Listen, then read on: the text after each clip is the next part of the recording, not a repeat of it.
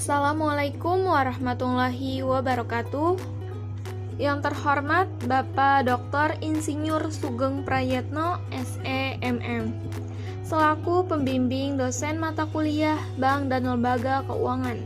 Saya bernama Aliyatul Jamaliyah yang berNIM 2892150206, kelas Manajemen Pagi. Ingin memaparkan materi yang berjudul asuransi. A. Definisi asuransi. Asuransi merupakan sebuah lembaga yang didirikan atas dasar untuk menstabilkan kondisi bisnis dari berbagai risiko yang mungkin terjadi. Dengan harapan pada saat risiko dialihkan ke pihak asuransi, maka perusahaan menjadi lebih fokus dalam menjalankan usaha. Jaminan yang diberikan oleh pihak asuransi adalah pembayaran klaim kepada nasabah. Adapun pengertian asuransi menurut KUHD, Kitab Undang-Undang Hukum Dagang, Pasal 246. Asuransi atau pertanggungan adalah suatu perjanjian premi untuk memberi penggantian kepadanya karena suatu kerugian, kerusakan atau kehilangan keuntungan yang diharapkan yang mungkin akan dideritanya karena suatu peristiwa yang tak tertentu. Dari ketentuan pasal 246 KUHD tersebut dapat diketahui bahwa tujuan dari asuransi adalah untuk mencegah atau mengurangi risiko kerugian yang mungkin timbul karena hilang, rusak, atau musnahnya barang-barang yang dipertanggungkan dari suatu kejadian yang tidak pasti. Berdasarkan definisi tersebut, maka dalam asuransi terkandung 4 unsur, yaitu 1. Pihak tertanggung atau insured yang berjanji untuk membayar uang premi kepada pihak penanggung. 2. Pihak penanggung atau insurer yang berjanji untuk membayar sejumlah uang atau santunan kepada pihak tertanggung. 3. Suatu peristiwa akiden yang tidak tertentu atau tidak diketahui sebelumnya. 4. Kepentingan atau interest yang mungkin akan mengalami kerugian karena peristiwa yang tak tertentu. Dari berbagai definisi di atas dapat kita pahami bahwa konsep manajemen risiko pada perusahaan asuransi ada 2 pihak, yaitu penanggung atau insurer dan tertanggung unsurer. B. Manfaat asuransi. Ada beberapa manfaat yang bisa diterima pada saat seorang atau institusi masuk asuransi, yaitu 1. Asuransi mampu berperan sebagai penetralisir risiko. 2. Asuransi sebagai pihak pengganti kerugian. 3. Mengurangi siksaan mental dan fisik bagi pihak tertanggung yang disebabkan rasa takut dan kekhawatiran. 4. Menghasilkan tingkat produksi, tingkat harga dan struktur harga yang optimum. 5. Memperbaiki posisi pesaing perusahaan kecil. C. Transfer risiko. Secara umum, ada 2 untuk transfer risiko yang dilakukan oleh perusahaan atau individu, yaitu 1. Mentransfer risiko perusahaan asuransi. Pendaftaran ke perusahaan asuransi ini dapat dilakukan sebagai berikut, seperti asuransi pada benda-benda yang dimiliki oleh perusahaan, contohnya kendaraan, mesin, bangunan, komputer, dan lain-lain. Asuransi jiwa dan kesehatan mencakup asuransi yang dilakukan pada setiap karyawan yang kerja di perusahaan tersebut, sehingga pada saat karyawan mengalami kecelakaan kerja atau sakit, maka karyawan tersebut akan mendapatkan tanggungan biaya. Contohnya biaya berobat gratis. Menurut Herman Darmawi, perusahaan memindahkan risiko kepada perusahaan asuransi. Maka, perusahaan ini harus membayar premi yang dapat dibagi ke dalam dua bagian. A. Law always, yaitu perkiraan pihak asuransi tentang kerugian harapan tertanggung. B. Loading, yang meliputi biaya profit margin dan perkiraan pengeluaran tak terduga. 2. Transfer risiko ke perusahaan non-asuransi. Dalam konteks ini, perusahaan akan memindahkan sejumlah risiko yang akan dialaminya ke perusahaan lain.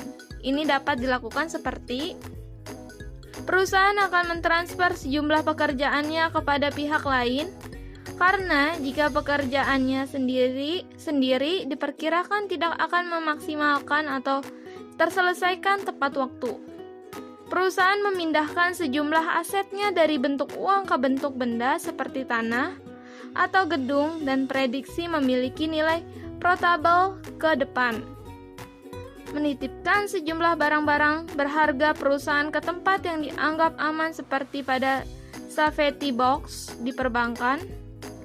Mendiversifikasikan aset atau diversifikasi aset adalah meletakkan atau memiliki aset pada tempat-tempat yang berbeda. D. Risiko sektor bisnis asuransi. Pada saat seorang masuk ke sektor asuransi atau mendirikan perusahaan asuransi, maka akan ada menghadapi beberapa bentuk risiko yang bisa terjadi, yaitu permasalahan pada saat klaim asuransi dan bagi pihak perusahaan asuransi harus menyediakan dana sesuai dengan yang disepakati oleh kedua belah pihak dalam perjanjian, seperti kebakaran, kematian, kecelakaan, dan lain-lain. Jika perusahaan asuransi membuka sektor di kawasan berdekatan dengan gunung berapi, bencana tsunami, dan rawan gempa, maka pada saat terjadi bencana gunung merapi dan sebagainya akan menjadi persoalan karena klaim asuransi harus dibayarkan adalah bukan satu atau beberapa perusahaan atau juga individu saja, namun bersifat keseluruhan. Pihak perusahaan asuransi akan berusaha menghindari menerima klien atau anggota yang mencoba mengasuransi produknya memiliki tingkat risiko yang tinggi jika terjadi suatu yang tidak diinginkan. Secara internal, bagi perusahaan asuransi, risiko yang terjadi menyangkut dengan tindakan kejujuran yang dilakukan oleh para karyawan. Tindakan fraud atau kecurangan yang disengaja merupakan bentuk tindakan yang ingin mengambil keputusan secara pribadi tanpa memikirkan kerugian bagi pihak perusahaan secara keseluruhan. Risiko yang disebabkan oleh faktor ketidakjujuran yang dilakukan oleh para audit internal perusahaan. Pada saat seseorang auditor internal seperti ia sudah mengetahui jika laporan yang dibuat menjelaskan kondisi yang sebenarnya, maka akan ada pihak yang tercoreng namanya, bahkan lebih jauh harus diberhentikan dari pekerjaannya. Risiko keputusan manajemen menyangkut dengan keputusan pengalokasian dana yang tepat dan tidak mampu memberikan hasil sesuai dengan yang diharapkan. Sehingga seharusnya return yang diperoleh sesuai dengan target, namun ternyata di luar target. Apalagi jauh itu dari target yang diharapkan. D. Dengan harapan pengalokasian aset yang dipilih adalah memiliki kriteria sebagai berikut. Memiliki turnover atau perputaran yang tinggi, atau dengan kata lain, barang yang dijual cepat dan mudah terjual. Memiliki sisi profitable secara jangka panjang, dalam arti perolehan keuntungan akan terus diterima tidak hanya bersifat jangka pendek, namun juga bersifat jangka panjang. Jauh dan risiko sistematis atau risiko pasar. Risiko sistematis atau systematic risk adalah risiko yang tidak bisa didiversifikasikan atau dengan kata lain risiko yang sifatnya mempengaruhi secara menyeluruh. Ada dua alasan umum di mana perusahaan asuransi berpendapat risiko tersebut tidak dapat diasuransikan, yaitu tingkat risiko tersebut tidak dapat diprediksi, tingkat risiko bersifat jangka panjang, serta sulit dan tidak dapat dimengerti ke depannya yang terjadi. Asuransi jiwa. Salah satu jenis asuransi yang banyak diminati oleh asuransi jiwa, polis-polis yang dikeluarkan oleh perusahaan-perusahaan asuransi jiwa dapat diklasifikasikan ke dalam 4 jenis. Perlindungan asuransi murni terhadap risiko kematian, paket yang terdiri dari pelindungan asuransi jiwa dan wahana bagi program-program pensiun, asuransi terhadap risiko kehidupan atau anuitas, terutama dirancang bagi program-program pensiun, dan wahana yang berorientasi pada investasi murni seperti guaranteed investment konkret. Polis atau insuransi polisi adalah kontrak tertulis antara tertanggung dengan penanggung mengenai pengalihan risiko yang memuat syarat tertentu seperti jumlah penanggung, jenis risiko, jangka waktu. Polis asuransi ini memiliki kekuatan hukum sehingga kedua belah pihak akan tetap saling bertanggung jawab memenuhi kebijakannya masing-masing. Polis asuransi secara umum memuat hal-hal sebagai berikut. 1. Nomor polis. 2. Nama dan alamat tertanggung. 3. Jenis dan uraian risiko. 4. Nilai pertanggungan. 5. Jangka waktu pertanggungan. 6. Nilai premi, bea materai, dan biaya administrasi lainnya. 7. Urai pertanggungan yang dapat diajukan klaim. 8. Khusus untuk polis tertanggung kendaraan bermotor ditambah dengan nomor polisi, nomor rangka atau chassis, dan nomor mesin kendaraan. Salah satu tujuan seorang masuk asuransi jiwa untuk menjamin dan membangun rasa nyaman dalam menjalani aktivitas kehidupan.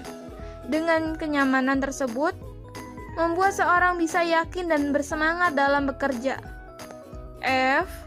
Syarat-syarat suatu risiko dapat diasuransi. Menurut Herman Darmawi, ada 6 risiko yang dapat diasuransikan, harus memenuhi syarat-syarat sebagai berikut. Kerugian potensial cukup besar dan mortalitasnya tinggi, sehingga membuat perusahaan asuransi dapat bekerja seekonominya mungkin atau kelayakan ekonomis. Probabilitas kerugian yang dapat menghitungkan. Terdapat sejumlah unit yang terbuka atau ekspose terhadap risiko sama atau massal dan hegemoni. Kerugian yang terjadi bersifat kebetulan atau fortuitous. Kerugian tertentu atau definitif, bukan risiko katastrof atau bencana besar dan serentak. Adapun menurut Soisno di Jojo Swedarso bahwa dari sudut pandang atau kepentingan perusahaan asuransi ada beberapa persyaratan agar suatu risiko dapat diasuransikan, yaitu jumlah orang penanggung jawab harus memenuhi syarat baik kuantitas maupun kualitasnya, agar diperhitungkan besarnya kemungkinan kerugian yang seimbang. Kerugian yang terjadi harus secara kebetulan dan bersifat tidak sengaja. Kerugian bila terjadi harus dapat ditentukan dan diukur. Kerugian tidak berkenan dengan hal-hal yang keadaannya sangat membahayakan atau merupakan bencana besar. G. Peran asuransi swasta dan pemerintah dalam perspektif manajemen risiko. Ruang lingkup penanganan risiko yang dilakukan oleh pihak asuransi swasta dan pemerintah berbeda. Biasanya, asuransi milik swasta menanggung risiko yang lebih kecil, dan asuransi memiliki peminta menanggung risiko yang lebih besar. Milik pemerintah menanggung risiko yang lebih besar. Kondisi terjadi karena asuransi milik swasta memiliki kemampuan finansial yang lebih kecil dibandingkan pemerintah. Karena menurut Herman Darmawi bahwa pemerintah melalui kekuatan perpajakannya mungkin juga mensubsidi program-program masyarakat atau swasta, bahkan lebih stabil dimungkinkan apabila penafsiran risiko merupakan apresiasi risiko ideal yang tertanggung. H. Perbedaan manajemen risiko dan asuransi. Perusahaan asuransi dan manajemen risiko memiliki keterkaitan kuat, namun di samping itu juga memiliki perbedaan masing-masing. Yang pasti, perusahaan asuransi dalam menjalankan aktivitas bisnisnya menerapkan konsep manajemen risiko. Dalam artian, perusahaan asuransi menjadikan ilmu manajemen risiko sebagai bentuk cara ia mendapatkan profit dalam menjalankan aktivitas ke perusahaan. I. Kondisi yang memungkinkan berkembang usaha asuransi. Menurut Suisno di Jojo Suedarso, ada beberapa kondisi yang mungkin berkembangnya usaha asuransi. Kondisi tersebut antara lain: A. Sistem ekonomi masyarakat berbentuk sistem perekonomian bebas. B. Masyarakatnya sudah sangat maju dan merupakan masyarakat industri. C. Perusahaan perundang-undang sudah terorganisasi dengan baik, diterapkan secara fair dan sudah diketahui oleh masyarakat secara luas. Dengan kata lain, kondisi suatu negara yang cenderung stabil aman dilihat dari aspek sosial politik, keamanan, ekonomi, dan didukungnya budaya menyebabkan perusahaan asuransi dengan mudah bisa berkembang. Namun, dengan tidak adanya kondisi yang stabil seperti itu, maka kemungkinan perusahaan asuransi menjadi sulit untuk bisa berkembang. Terima kasih. Demikian pemaparan materi dari saya.